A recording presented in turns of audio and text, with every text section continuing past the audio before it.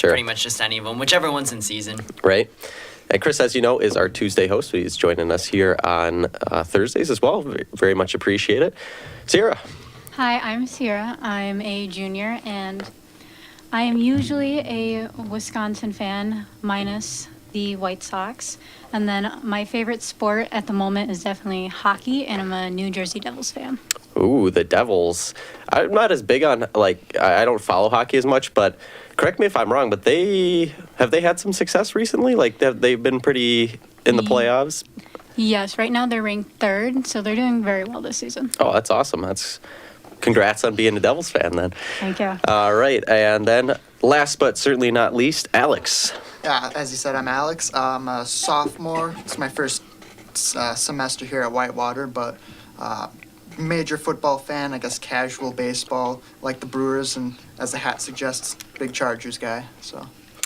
And you and I are going to get along very well because that's my second favorite team in the NFL behind the Packers, the LA Chargers. Unfortunately, we saw them choke in the playoffs, but we are not going to talk about that very much. What else is new, really? Yeah, right. I mean, it's time to fire Brandon Staley. That's just my take. But anyways, I am Nolan. You may remember me from last semester. I hosted the Wednesday shows last semester and was also on the Monday shows. My favorite sport, probably football, but I really enjoy any of the big four, but especially like football, basketball, baseball. Those are the ones I follow the most. And kind of like Chris, I just kind of root for whoever, is in season at the time. But I say if you made me pick, I would probably say the Green Bay Packers are my favorite football team. But now we'll move on to our second part of our Warhawk Thought, which is we always, we got the introductions out of the way. That was the first time thing. But we'll always have this on every show where we, just answer a general sports question. And so today's question with the Super Bowl coming up, obviously this Sunday, which of the Big Four championships are your guys' favorite to watch? The Super Bowl, NBA Finals, World Series, or Stanley Cup? All of them are very good. All of them have a lot of hype surrounding them. But tell me which one is your favorite to watch and why? I would say the World Series just because there's always some excitement.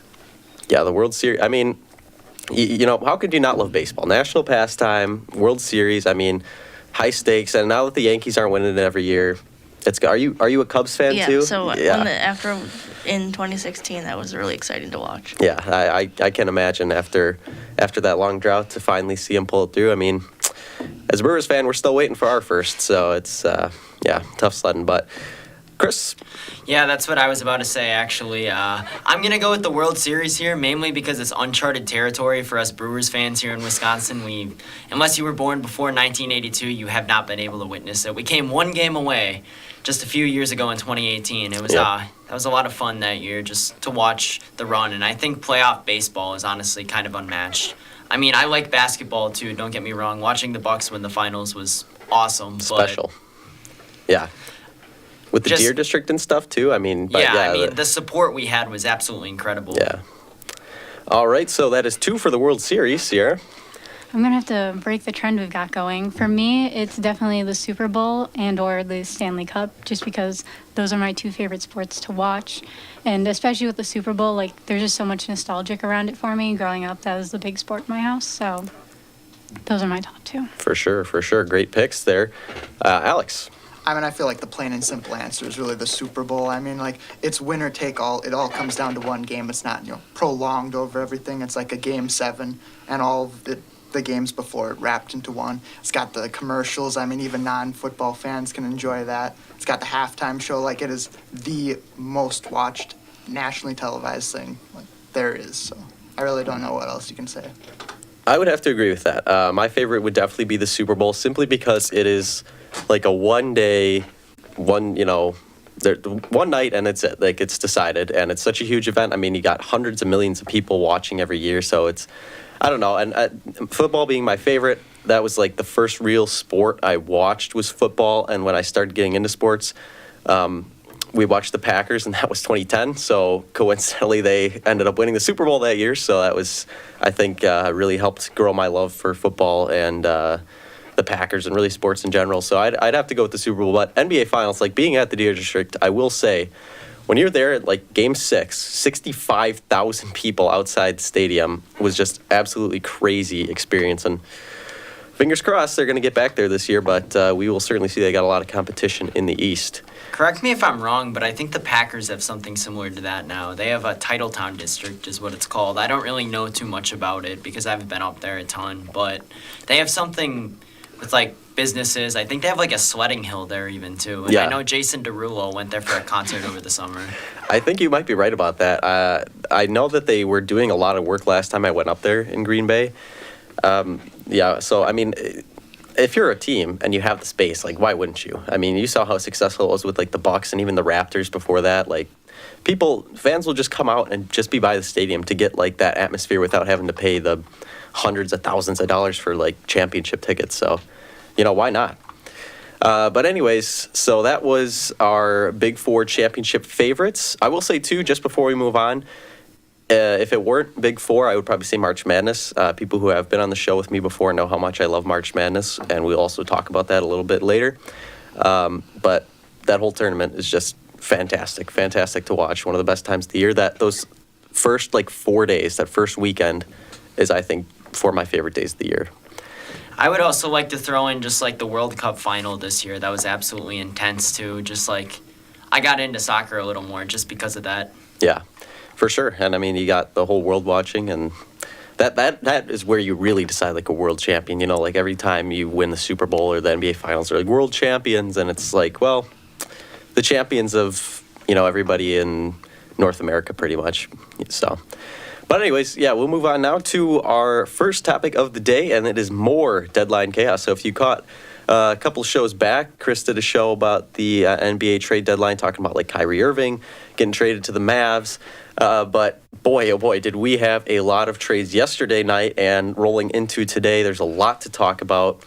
We're not gonna delve too much into Kyrie Irving because we already talked about that on here. But now it's his former co-star in Brooklyn, Kevin Durant. Obviously getting traded to the Suns last night for players like Mikal Bridges, Cam Johnson. I mean, multiple first-round picks. It was crazy the package the Suns got, or excuse me, the Nets got for KD.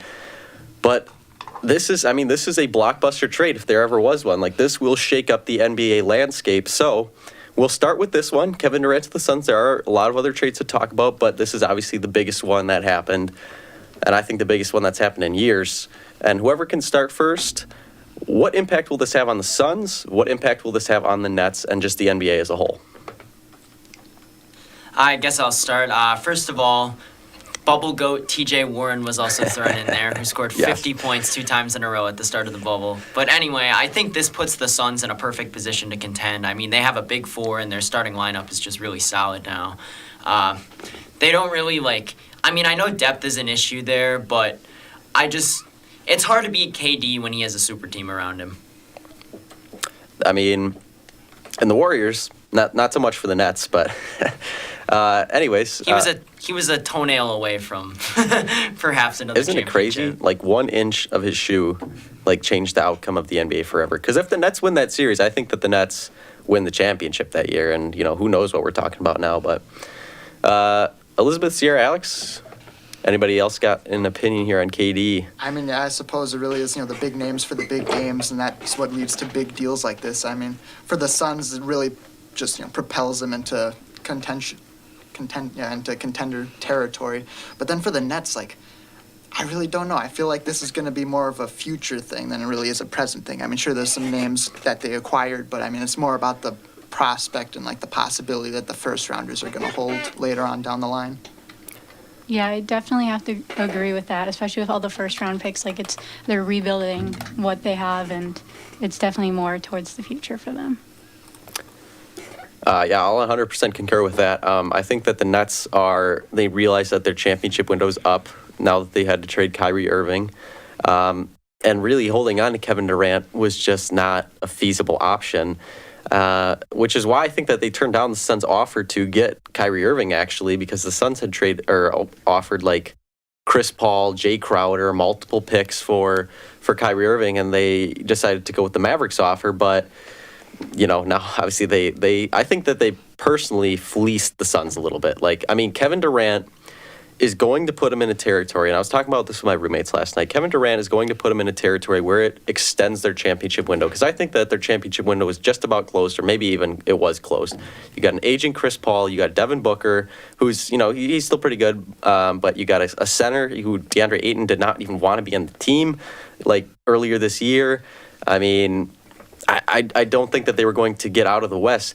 They have a better chance of getting out of the West now that they have Kevin Durant, but that it goes without saying, the West is still very tough. You got the Nuggets, the Grizzlies, the Mavericks are still up there. I mean, there's a lot of teams. I mean, you could talk about underdogs like the Kings even are up there. And the Suns have no depth. They have no depth. And I would say that they have a good starting five. I mean, TJ Warren as your five is shaky at best. They have a fantastic starting four, but TJ Warren at your five, and then who's their next best player? Torrey Craig. I think, is Cameron Payne, he's still on the squad, Cam right? Payne would still be on the team, yeah. So he's pretty good. But besides that, I mean, they are going to be This was a hurting for gamble and a players. half. Big time. Because if they don't, they went all in, and now they have no way of getting back out anytime soon. So this could be a huge backfire for the Suns if this doesn't work out. Elizabeth, any thoughts on this? I was kind of just surprised, like when I saw the update that they had traded him. All right. I mean, I was sitting at home yesterday, and it just comes up on my phone. And it's like Kevin Durant has been traded to the Suns, and I know they had been talking about it earlier in the day, but I just did not think it was going to happen. I really did not think Durant was going to get moved. So it is a huge surprise. And I mean, when will he have an impact too? That's the thing, because he has been injured.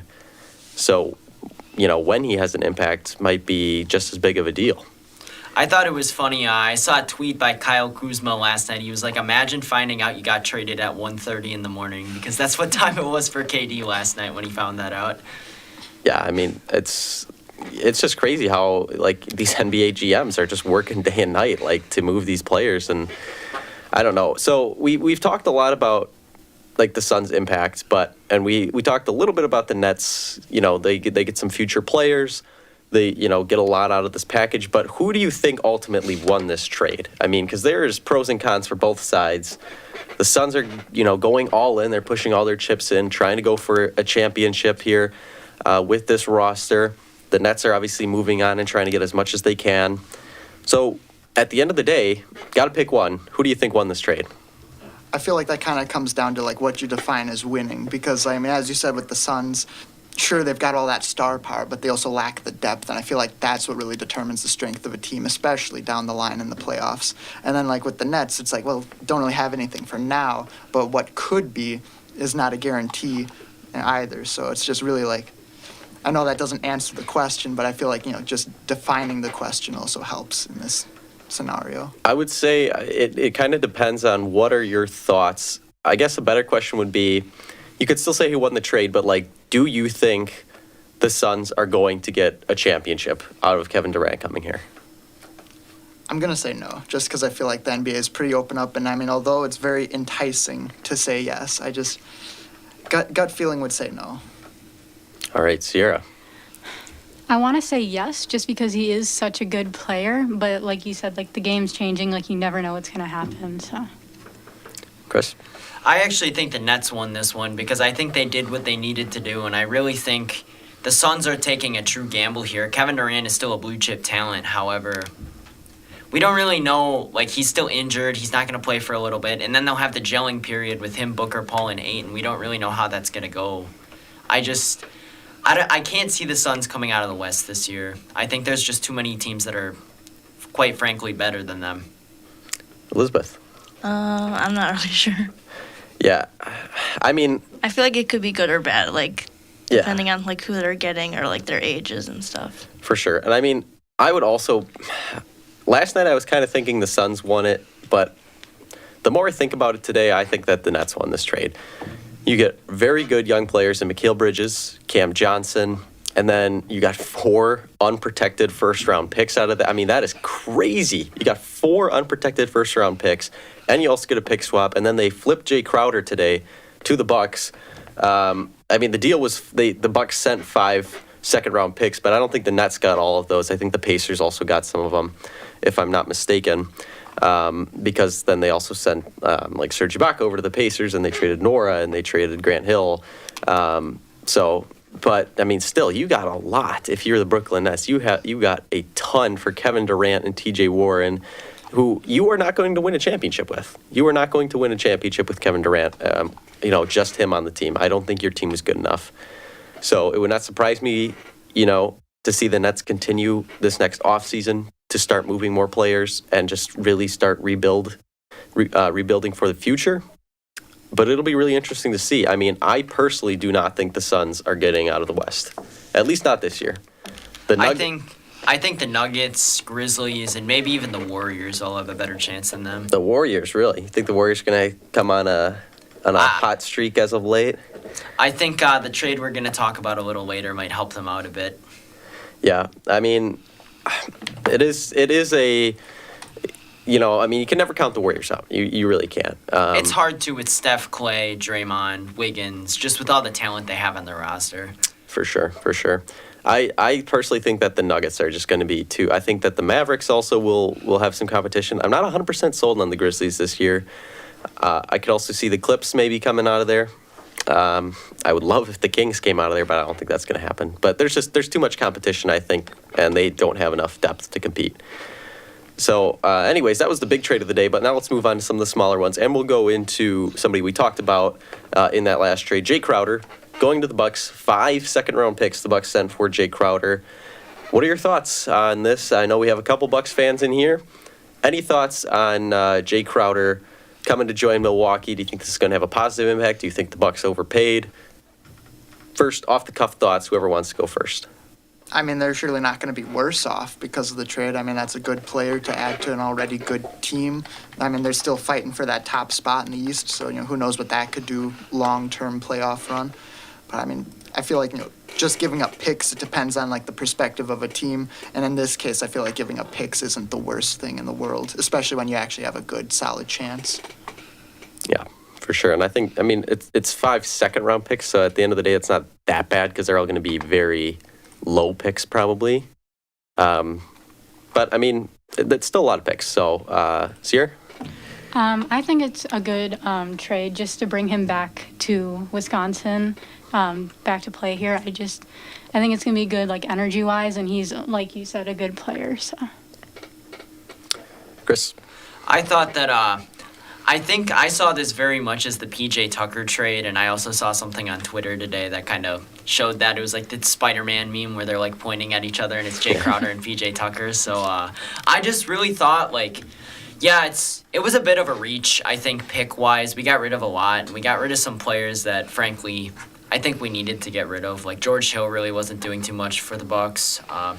Jordan Nwora he's hot and cold. I really don't think he has a ton of future in this league, and Serge Ibaka just wanted out. So I think the price was high, but sometimes you have to pay a high price to win a championship again. And I think that kind of showed when we got PJ Tucker, and he turned into the missing piece, really. And when we didn't have him last year, our team wasn't nearly as successful in the postseason. And I think Crowder's wing defense and shooting is exactly what the Bucks needed.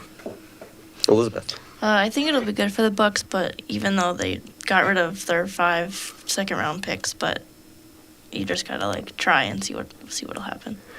Yeah, I'm on the same boat. I am happy Jay Crowder's coming here. I think he's going to give the Bucks a much-needed, like Chris said, a much-needed defensive presence. And that was a lot to give up. Yeah, 5 second-round picks and those 3 players. But like you said, Nwora, Hill, Ibaka, all guys that were sitting on the bench, not getting much playing time. You really don't lose a ton there, but you get a fantastic player, and you still have picks, but this is your championship window. You might as well start bringing in guys who you really think are going to, add to the culture, really mesh well with these guys, because you can't just bring in anybody. I was talking with some people today who were saying, if Russ gets bought out by the Jazz, should we bring him to Milwaukee? And I say absolutely not, because I think that he just messes up the whole culture. But I think that Crowder he's just like PJ Tucker. Like you said, a hardworking guy. He's going to be very good on defense. He can have some key moments down the stretch. And I think it's a good move for Milwaukee. I personally don't think that they really overpaid all that much. I said this on Tuesday. The guy's a winner. I feel like every time you're in the finals or you're in like the Eastern Conference Finals or just the conference finals in general, I really just see Jake Crowder on like one of those teams almost every year. Yeah. Like he was on the Heat when they went to the bubble finals, and then he was on the Suns the next year. Like, Right. The guy he finds himself on winning teams. Exactly. And I mean, he is a very good basketball player. Like people are saying like all this for a 32-year-old, but he's still a very good basketball player, and he knows his role. He does it well. And yeah, I think that this is going to be I think that this could be maybe the making of, a little championship run in Milwaukee, a team that's already on an 8-game win streak right now. Could be 9 if they win against the Lakers tonight. We'll see. But anyways, I keep finding ways to segue right into our next ones. We'll talk about Russ now. The Russell Westbrook to the Jazz, and then that trade also sent D'Angelo Russell back to the Lakers. And there's a lot to dissect in this trade. Sierra, why don't we start with you? What are your thoughts on? Do you think the Jazz have any use for Russell Westbrook? How do you think D'Angelo Russell is going to get used on the Lakers? Who do you think won this 3-team trade to? I'm not gonna lie, I don't know much about this 3-way trade. I don't really want to. That's okay. Yeah, it's Chris. You want to jump in here? I actually thought the Lakers, this could like their whole move set where they kind of just swapped guys with a lot of different teams. This could either go really well for them or this could completely blow up in their face. I mean, D'Lo, he's a good offensive player, but he doesn't provide much on the defensive end. And the Lakers tend to struggle at times defensively, especially at the end of games. They always just look old, worn out. Like when I was watching them against the Celtics in that game where LeBron got controversially fouled right at the end and overtime, they all just looked tired, old, a little over the hill. However, D'Lo is younger than Russ, and I believe he'll be able to start for them. And they really need a guard because they also dumped off Pat Bev today for Mo Bamba, which we'll get to in a bit. Mm-hmm. Yep. And I will concur. I think that D'Lo to the Lakers will provide them some shooting that they needed. But none of the moves the Lakers made to me are like really going to put them back into even playoff contention will be rough, but certainly not championship contention. And I mean, I feel like it's time for the Lakers to blow things up. Like this is just not working, and to me, it just seems like they always try every trade deadline, every offseason to get that next guy, get that like game-changing guy, and it always just like prolongs their suffering almost because it's just like they don't have the chemistry, I think, to get to the championship. But Alex, any thoughts on this? I mean, I feel like they got rid of the Russell that they needed to and got a Russell that, can help. But like you were saying, I mean, at this point, what do they really have? As Chris was saying, over the hill, I feel like that's kind of been a good way to describe the Lakers for the past few years even. And it's just like, they're clinging on to the glory of, LeBron James and all that. But at this point, what is there to really get? What is there to really gain? Like at this point, they really just need to start looking forward, trying to move on. Sure, they've got a lot of pieces in this trade deadline, but nothing explosive or flashy. It's just like little trinkets that they could claim as, the deadline approaches. For sure. And anybody have any thoughts on Russell Westbrook to the Jazz? Do you think that they're going to keep him? Do you think he's going to be an impact player, really, if he plays there? I mean, this is a Jazz team that's obviously looking to tank. I don't know. Any thoughts on Russell Westbrook to the Jazz? I see a buyout 100%. And I've already heard that Paul George is already trying to recruit him to the Clippers. That would be really interesting. That if he went to the Clippers, I mean, they just got rid of John Wall. I believe that would he's be going to really get bought out interesting. too by Houston, I would guess, and then he'll hit that market as well. Yeah, for sure. So Chris kind of mentioned it. We got the next one, Mo Bamba to the Lakers. We'll keep this one nice and short. Patrick Beverley got traded. Mo Bamba to the Lakers. Just another Lakers. I mean, we already kind of talked about it. I mean, this is just another piece for the Lakers to pick up.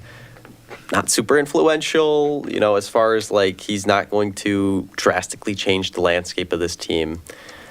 So we'll move on to our final one here. That is Gary Payton. Gary Payton, the second, getting traded to the Warriors.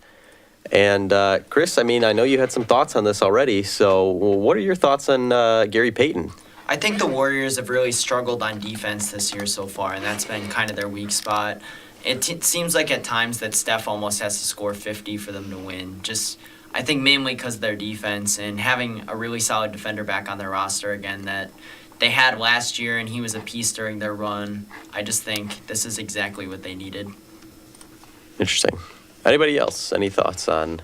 I feel like, trading back for him, like they saw that what he provided was what they were lacking this season, and so bringing him back is just going to try and get them back to where they were last year. I mean, will they reach that same, grand title? Who's to say? I know there was a correlation, like whenever Kendrick Lamar dropped an album was when the Warriors would win, so we'll have to wait and see about that. But yeah, I feel like, and like Chris was saying, defensively, that's what they were lacking in some aspects, and so a nice piece like that will surely help project them forward. Sierra, Elizabeth, any thoughts on Gary Payton? I'm not really sure about this one. Yeah. This trade. I was just gonna say, like you were saying, like Peyton was a huge part of the championship, or like how far they made it last year. So I feel like it's what they need, and it'll be good for them. I will agree, and I mean, I still personally think that James Wiseman, I mean, I really wish he hadn't gotten injured because I thought he was going to be a very good big man for the Warriors. Now he's going to the Pistons, where careers go to die. Sorry if any Piston fans are listening, but yeah, I mean, so I feel bad for him, but this is a good trade for the Warriors. This will have a good impact on their team. And yeah, I think that overall, that was one of the bigger pieces that the Warriors were kind of lacking this year, like Chris said, that could maybe project them back up into the upper echelon, I guess, the West teams. But we went over five trades. Anybody else have a trade that they want to talk about? Because there were a lot today, and I know that there are ones, like bigger ones that, we kind of glossed over, didn't really touch on. Anybody else have one that they wanted to bring to the table? I'm going to talk about one that didn't happen, and that was Zach LaVine for the Bulls. I really thought he was going to get moved, and one of my friends actually texted our group chat today and made a joke and said, Zach LaVine to the Knicks. But, like, it was a total joke, but I really thought that trade might go through, and I saw something that LaVine and Billy Donovan, the coach's relationship, has completely deteriorated over time, and the rest of the locker room is kind of against him right now. So I could see him, as weird as it sounds, as a potential buyout as well. Interesting. Yeah, and I mean, I did hear a lot about him possibly, getting moved. I actually heard the Bucks were like talking about being interested in him too, but obviously did not happen. But yeah, so a lot of NBA, almost said NFL, NBA trade deadline chaos that ensued, and we're gonna have a whole new NBA landscape to look forward to when, especially after the All-Star break. I know we got a few games before then, but it'll be very interesting to see, especially that KD to the Suns trade. Moving on to our next topic now, though, we are going to stick with basketball, but we're going to move towards the college level.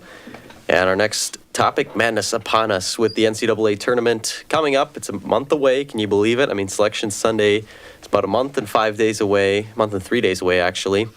But a lot of the top-ranked teams in college basketball have already started to go down. I mean, we saw Purdue lose to Indiana not too long ago. We saw Tennessee lose earlier in the week. I think it was either yesterday or the day before. And I mean, there's just a lot of teams. Marquette was the number 10 team. They lost to UConn. I mean, it seems like any time a team gets up near the top, like any time in the top 10, they just lose right away. And really, if you're picking a March Madness bracket, I don't know how you're going to do it this year because there's just so much parity. And to me, that there's really been no front runner. But my question to you guys is, as we talk about March Madness here coming up soon, who has stood out to you as a potential championship candidate? I mean, I'm not going to lie, the only one I can really think of so far is Purdue with Zach Edey. He's so big. It's really tough to stop them. Although I feel like as a sleeper team, don't sleep on Wisconsin, as weird as it sounds. I could see us making a deep run, believe it or not, just with how we played at the start of the year. I think if we can regain that form, we beat Marquette on the road, and we also hung with Kansas, who's the defending national champs, and only lost by a point on kind of a lucky play at the end. I mean, they got to make the tournament first, but yeah, then we could start talking about. I mean, they're all the brackets that I'm seeing right now are putting them right out on the outside. I believe they're currently posted out like the first 4 out. Yeah, I think you're right. I mean, obviously Purdue is, the number one team in the nation right now for good reason. They only have 2 losses. But they haven't looked necessarily dominant. So does anybody else have another team that they want to showcase? I mean, even if you're not 100% sold on them, who do you think has an opportunity to really run for championship? Because the field is wide open right now.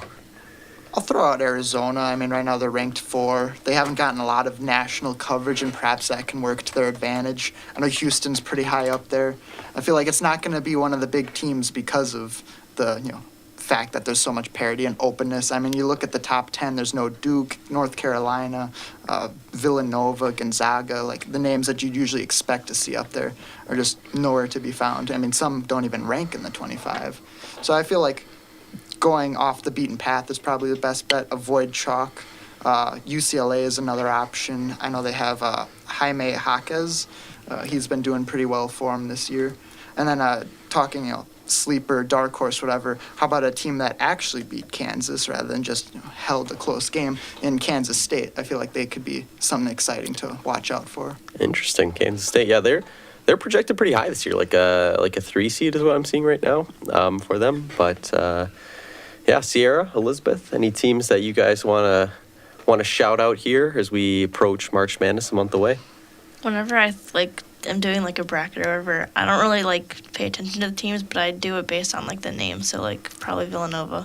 Villanova, interesting. Yeah, I'm not I 100% think they're sure. having a bit of a down year this year. Yeah, they did, because Jay Wright, their coach, just retired, so they might. I don't know if they're going to be in it this year. Might have to find a new team. Yeah. But I mean, hey, I'm not going to knock that strategy, because I put a lot of work into the researching brackets and stuff like that. And I mean, mine does just as good as somebody who's picking them by colors or stuff like that. I mean, I really think that sometimes for March Madness, having no knowledge is way better than having extensive knowledge about the teams. Did you predict St. Peter's going to the Elite Eight last year? I mean, who if you're not a St. Peter's fan, who did predict that? That was nuts. That was a lot of fun to watch, but that was just crazy. I will say, I will brag for just a second here. The bracket before that, I did predict Oral Roberts beating Ohio State. Oh, my friend I did that too. He texted me after. I was like, no way. I had Ohio State in the Final Four that year. No, yeah, it was a really gutsy pick. I didn't really put it in too many brackets, but I did have it in a few where you make brackets for fun. But Sierra. I mean, I will say, when I was in high school, I was definitely making brackets based off colors and team names. Yeah. But this year, I really like to see Tennessee hasn't been playing. They've been playing okay, but they have a lot of players from last year and a couple good freshmen that I'd like to see them hopefully make it far this year. Yeah, and they are a really solid pick still. I mean, again, they haven't been doing great as of late, but they're still a very good team that is going to be, I think, the 2-3 line. They'll be up there as one of the top ones, and will certainly have as good of a chance as anybody. I will say that right now, I think my championship favorite. I mean, it's tough to bet against Purdue. If I had to pick somebody else, I would probably say Houston. I think that the Houston Cougars, they got a lot of experience, got a very good coach. I mean, they've been up there for a number of years, and I think it's just finally time that they're going to break through the mold. And at least get back to the Final Four. I know they did a few years ago, but it was kind of like a Mickey Mouse run. They only faced double-digit seeds that entire stretch, getting to the Final Four, and just got absolutely destroyed by Baylor in that Final Four. So yeah, I mean, I think I do like Houston a lot, but a sleeper team that I will point out is another school that is not in one of the Power 5 conferences. Can I try and guess it really quick? Sure. Is it St. Mary's? It is St. Mary's. I was about to say that. It too, is St. actually. Mary's. Yeah, because they are looking real good. They just beat Gonzaga in overtime, and I don't know, they're just holding their own right now. And I mean, they're projected at the 5 line, which is never really where you want to be as a team, because the 5-12 upsets, if anybody's ever heard about that, but. I don't know. They could do some damage. Another team, Creighton, is on the 7-8 line. I think that they could also be very good. But again, I mean, it's really just up for grabs. There is no clear front runner. You could say that there's been a clear front runner for, the past decade. Gonzaga last year, Gonzaga the year before that. You had, when Kentucky was doing really good in like 2015 and stuff like that, and Duke was always up there. It's completely up for grabs right now. Anybody else have a dark horse that they wanted to mention here? I was just gonna say that never trust Gonzaga. No. Their conference talent besides St. Mary's just really isn't there. I think Drew Timme is 50 years old at this point. Yeah, he's older than Stetson Bennett probably, if you know who that is. I just every time they make the tournament, it feels like they're a 1 or a 2 seed, and a bunch of people think that they're gonna go all the way because they have like 1 loss on the season, but they didn't play anybody good the entire time, and then just they fail to meet expectations pretty much every year. They're really not doing good this year. Like they are slacking. So they're going to be like a 3-4 seed probably. Granted that's not bad still, but we're used to seeing them at the top of the bracket. So, one more team I want to kind of gauge your guys' opinion on before we move on is the other Wisconsin team. I know we talked a little bit about the Badgers and how they are kind of in the first 4 out right now. Marquette having a really good season in college basketball, projected to be like a 3 seed. Like I said, they were the number 10 seed in the nation before they lost to UConn the other day, who, again, that's another team that you're going to have to watch out for is the UConn Huskies. But Marquette, do we think that they are going to be one of those teams that they're going to be ranked high, assuming they don't absolutely fall apart in the next month? Do we think that this is a team that has the capability to like maybe go to a Final Four, or is this like looking like a team that could fall off or get upset early in the tournament? If my memory serves me correct, I believe Texas actually fired their coach Shaka Smart just due to a lack of postseason success. Mm-hmm. And I think that's going to carry over to Marquette. I think they're going to get bounced rather early just due to Shaka Smart failing to be able to prepare his teams for the postseason. Interesting. Anybody else have thoughts on Shaka Smart and his ability to coach? I suppose I feel like with Marquette, the ceiling is going to be the Final Four. Like that's as far as they can possibly go. They're not going to break any barriers or nothing, go any further than that, if they even get to that point, that is. Sarah Elizabeth, any opinions on Marquette here? Yeah, Go ahead. I was going to say, I definitely want to see him go far. I have a friend of Marquette, but I don't know if they would win it overall. Yeah, my sister actually graduated from Marquette, so Oh, nice. I would like to see them. You Marquette fan, yeah. Yeah. Yeah, me personally, I'm never one of those people who, I get it if you go to Marquette or Wisconsin, but if you don't, I don't know. I was never huge into the Marquette-Wisconsin rivalry. So I kind of cheer for both teams. I would love to see Marquette do pretty good in the tournament. I don't know if they're going to really make it. I think it's all going to be dependent on how good their region is. Like if they get put in a region with a lot of teams that, are not very good, could get upset, who knows. But I see this team as like Sweet 16. Like that's the territory I think they're going to get in. I think that they'll beat who they need to beat. They'll beat their 14 seed. Like assuming they're a 3 seed, they'll beat the 14 seed. They'll go and beat a 6 seed. But once they get to the 2 seed, whoever it is, I think that I just don't think they can compete with the upper level competition, at least not from what I've seen so far this year. All right, but that was our preview of March Madness, believe it or not, about a month away. But now we're going to get into a preview for something a little bit closer. This Sunday, obviously, Super Bowl Sunday, Philadelphia Eagles, Kansas City Chiefs. It is going to be, I think, a really good game. But there's a lot to talk about here, a lot of storylines. The Kelce Bowl, if everybody knows Jason Kelce, Travis Kelce, the brothers. They're the best at their positions. You couldn't script it any better, could you? Interesting. No, but so a lot to talk about here. We'll go over some. I know they talked about this on Monday as well, but we'll go over some fun things. We'll talk a little bit about the game itself, but then I also kind of want to. A lot of people do betting on like stuff like the coin toss and how long the national anthem lasts and stuff like that. So we're just gonna do obviously no money involved, but we'll do some fun things where we'll say our opinions, and we'll come back next Thursday and we'll see who got it right. And you get the sense of satisfaction that you got it right. That's your prize for for predicting it. So, but first, let's get to the game itself. Kansas City Chiefs, AFC champions, number 1 seed. Philadelphia Eagles, number 1 seed. I think the last time 2 number 1 seeds have faced each other was like Super Bowl 48 when it was the Seahawks Broncos, if I'm not mistaken. There might have been one before that, or after that, rather. But still, a very good matchup between the 2 best teams in football all year. Who's going to win? Elizabeth, we'll start with you. I think the Chiefs. The Chiefs are going to win. Any reason why behind that? No. No, you just got a gut feeling. Yeah. Chris. I got the Eagles in this game simply based off the fact that I think their defense is a lot more solid than the Chiefs. Not to say that the Chiefs' defense is bad. It's actually improved a lot throughout the season, and I think that showed in both of their matchups so far. They were able to force turnovers. Chris Jones is a world beater there on the D-line. Frank Clark is still solid. They have another, I think his name is George Karlaftis, who's really came on strong in the second half of the season.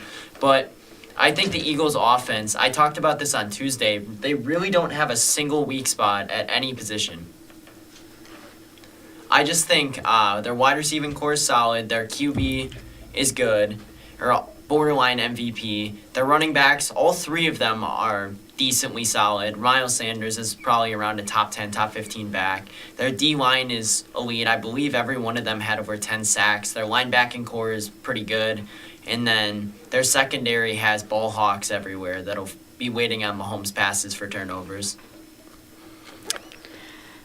I'm personally not a big fan of either team, and while the Chiefs are very good, I am going with the Eagles.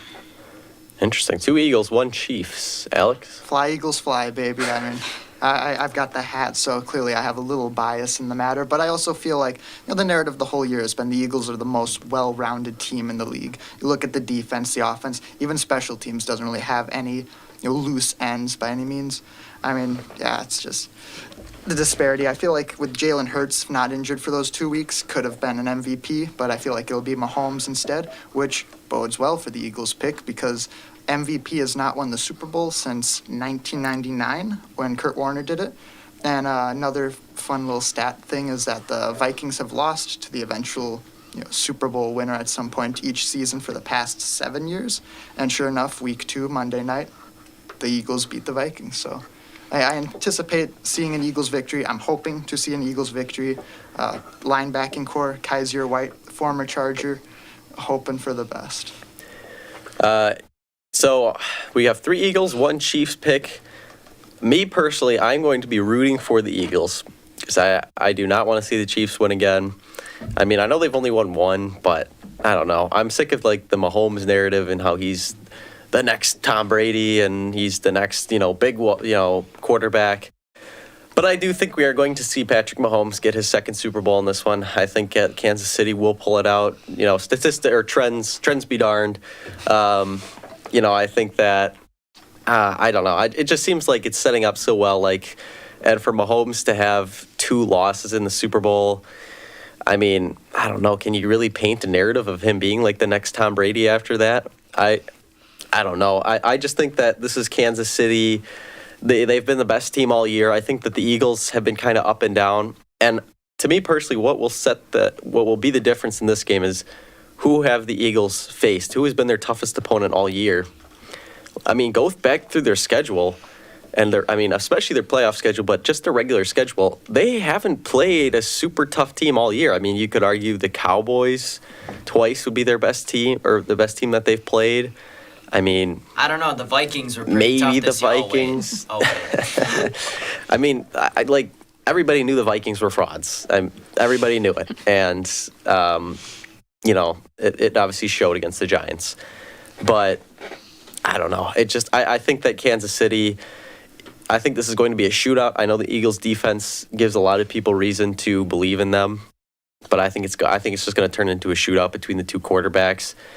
And I just think Mahomes is going to take it somehow. I think that this is going to be a back and forth game.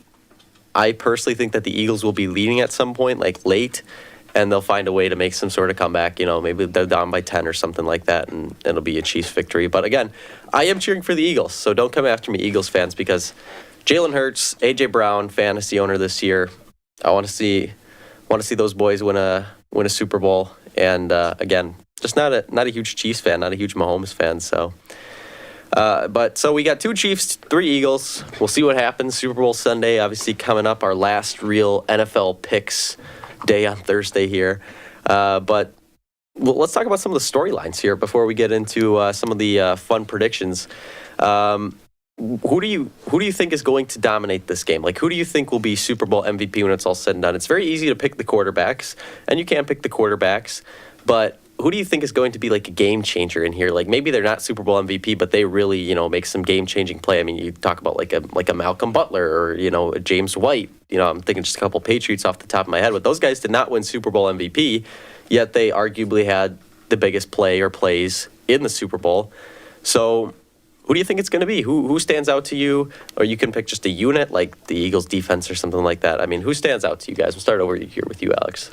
First, I'll concede that, yes, a Chiefs victory would be possible. I believe it'll come down to inexperience on the Eagles side, because you look, when they won their Super Bowl, a lot of pieces have moved, a lot of things have changed, coaches, quarterbacks, you name it. And then the Chiefs have a bit more of unity and experience with one another. So I will admit that that's a chance, but it still should be a close one. Vegas has it as a 50-50 at the moment, and the spread 1.5 for the Eagles, so essentially a pick 'em. But getting back to the question at hand, MVP or just big play, I mean, obviously, would probably come down to quarterback, whichever one wins. But if I was to pick something, a bit out of left field, I'd say Hassan Reddick, edge rusher for the Eagles. I feel like if he has a Von Miller type performance from Super Bowl 50, he could earn such merit, getting a strip sack, touchdown, something like that. Maybe a big play slay, gets a pick 6, who's to say? But I feel like Eagles defense would be like off of some big play or multiple plays could be the one to take it home. And then, as much as I am rooting for the Eagles to win, I definitely would put the MVP with Mahomes, because he's a good player on a good team. And as much as I'm not a fan of him, I would pick him. I think Hassan Reddick and the entire Eagles D-line is going to be crucial in this game, because I think the Eagles have the better offensive line than the Chiefs. Although Creed Humphrey and Orlando Brown are both elite at their position, I just think the Eagles D-line is a lot to overcome overall, and we really saw that with the 49ers last week in particular. It's just whoever was their quarterback, the makeshift unit there, was really unable to escape the pressure of the Eagles' defense. For sure. Elizabeth? I think with the Chiefs, Patrick Mahomes for MVP. Patrick Mahomes. All right. For Super Bowl MVP, I would also probably have to go Mahomes. I mean, how can you not? But as far as game changers, I mean, for the Chiefs, you mentioned him a little earlier. I think Chris Jones is really starting to find himself in the playoffs. I mean, he had never had a playoff sack before I think he had like 2 or 3 against the Bengals. So that was, impressive. But he's just a game-changing player. And he, who knows, he could have the Hassan Reddick effect. But, for the Eagles, if I was to pick a defensive player, I would probably pick Reddick. Or, like you said, I think Darius Slay could also have a very big impact on this one. I really don't think that this is going to be a ground and pound game. I don't think that we're going to see a lot of rushing yards in this one. I think that they're going to kind of keep Pacheco and Miles Sanders, either running screens or, they're just not going to find much. I really think that this is going to turn out into a shootout game. Maybe it's just wishful thinking, because I really don't want to see like a boring Super Bowl. We've seen a lot of boring games this year too. Earlier in the year they were talking about like what's wrong with the NFL because the offenses were just not getting going. And, we've sat through some boring Super Bowls, and it just makes it not fun to watch. I'm thinking back to, like, the Patriots-Rams 13-3 snooze fest. I'm thinking back to the Seahawks beating the Broncos, like, 43-8. Like, it's just nobody wants to watch a game like that. So maybe I'm just really hoping for a shootout. But I do think that's going to turn into that. And I think that the X factor in this one is actually going to be Jalen Hurts' rushing ability. I think that the Chiefs, I don't know, they haven't faced a ton of mobile quarterbacks, really, especially in these playoffs. Joe Burrow, I guess, kind of, but not really. Trevor Lawrence a little bit, but nobody like Jalen Hurts type level. So I don't know. I think that could really be a big factor as far as who is going to come out on top. But I will agree, the Super Bowl MVP probably going to be whichever quarterback wins. It's the obvious pick. So now we're going to go on to our fun little predictions here, and we'll have these on record for next Thursday when we come back and reconvene, and we'll talk about who guessed it right, who guessed it wrong, and stuff like that. So First thing, is the coin toss going to be heads or tails? 50-50 opportunity here. We'll start with you, Elizabeth. Heads. Heads. I'm gonna go with tails because it never fails. Smart man. Tails. Yeah, I was just feeling tails. I don't know why. I always go tails. I'm going to go tails. So it's a 4v1, Elizabeth. But, I mean, who knows? Maybe you know something we don't. All right, now one that's a little bit more up in the air. Gatorade color. When they douse the coach with the Gatorade, what color is it going to be? This is actually something people bet on, believe it or not. I think it was blue last year, I'm pretty sure. What's it going to be this year? We'll start over here this time, Alex. I spent some time meditating upon this, trying to visualize any scenario of success, celebration, whatever it might be. And I just feel my gut instinct, the things I could envision would be orange. That's just what I feel is going to happen. All right, we got one orange. Sierra? I was actually going to go red, so same color. Same color wheel type area, yeah. Chris? I really think it depends on the coach. I feel like if the Chiefs do, I don't know why, I see Andy Reid getting dumped on by red Gatorade, but if I see Nick Sirianni, I see it by blue. So I think it really depends on who the winner is. So I'm going to go with that. Interesting. You can't pick two, you got to pick one. Oh. So who do you think's So going to I win, I think guess? the Eagles are going to win, so I'm going to go with blue again. Blue, okay. Repeat. Elizabeth? I think blue. All right, you got two blues. I'm going to make it a second orange. That is, I'm rolling with Alex here on that one. I think that even if the Chiefs win, it's going to be orange. I don't know why. And the Eagles win, I could see blue. Typically, they try and match with their team color, I think, maybe. I don't know how actually, you know what? I'm going to change my answer just so everybody has we have two blues, but I'm going to change it to clear, actually. I think it's going to be like white Gatorade, like the Glacier Cherry type stuff. So that's my answer, not orange anymore, so. That was a good answer, though. Thanks. Yeah, that one just kind of came to me, and I was like, like clear Glacier Cherry. That seems like something that they could kind of pull out. Let me look real quick at the anthem length, how what the over under is, just so we're not guessing in the dark here.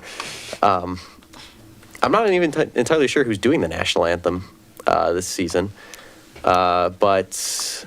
We'll just go off the cuff here. National anthem length, what do we think it's going to be? We'll start with you, Chris.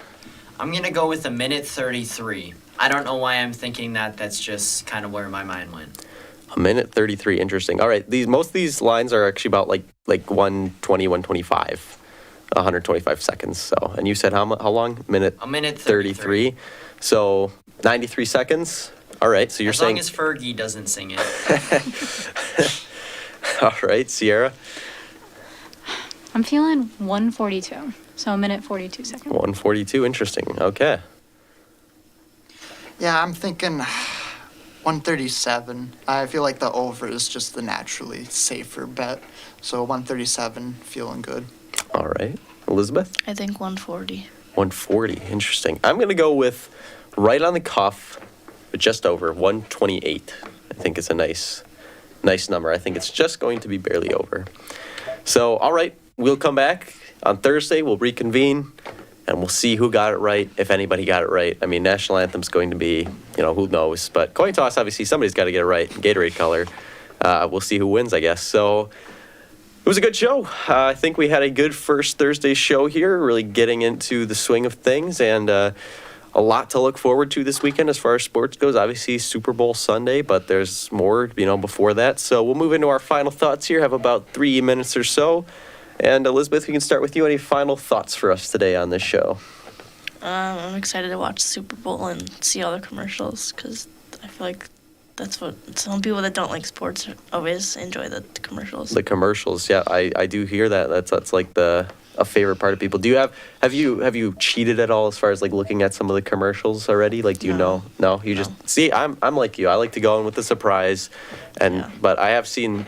The only one I saw was the Breaking Bad chips one, the previews for that. So as long as they don't have the Whopper one in there. No, they're going to, dude. I love the Whopper one. Don't hate on it. Tell me that hasn't grown on you though. Anytime I see that it gets commercial, stuck in my head when I watch games now. I will say it's working. Anytime I see the commercial, I want some Burger King. Quick side note here. I'm not trying to take up anybody's. I'll save it for my final thought. Let's go to Chris. Make sure to tune back in here on 91.7 The Edge. Just I know on Saturday they have a basketball game they're broadcasting on here. It's it's gearing up to be tournament season here for the Warhawks. Got some good coverage on here with a few different games, a lot of different good announcers. Just hopefully be the fun. teams can make a run here. Yeah, for sure. It's on UWW-TV as well and on 91.7 The Edge, so wherever you want to check it out. Plenty of opportunities. Sarah, your final thoughts?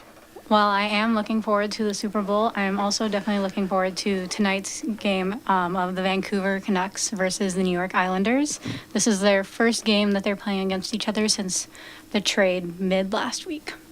Interesting. Some NHL rivalries breaking out there. Alex, final thoughts? I guess a few commentaries on the past comments. One for the commercials. It's interesting that Super Bowl commercials are starting to get commercials to advertise for the commercials. Like we're really getting to a whole nother level. Secondly, for the Whopper commercial, that's actually a recycled song that they used back in the 70s. They just changed the words. Used to be like actual lyrics. Now it's just Whopper repeated over and over. So there's your fun fact. Then lastly, I guess, fly Eagles fly. May the Chiefs remain a dynasty of one. Yeah, my final thoughts. I'm excited to watch the Super Bowl. Excited to get, a Super Bowl party rolling. Maybe get some wings, some nachos, some good food. However you celebrate it, should be a lot of fun. And what I was going to bring up is the Whopper. Isn't that crazy that they have a quad burger at Burger King? Oh, that's insane. That is nuts to me. I couldn't how do even you eat fathom eating that. How do you eat that in one bite? Craziness. But anyways, we'll see plenty of Whopper commercials, I'm sure. But this has been Hawk Talk on 91.7 The Edge, WSCW Whitewater, and live streamed on UWW-TV. Thank you for joining us. We'll be back next week on Monday at 5. Here's your average radio station.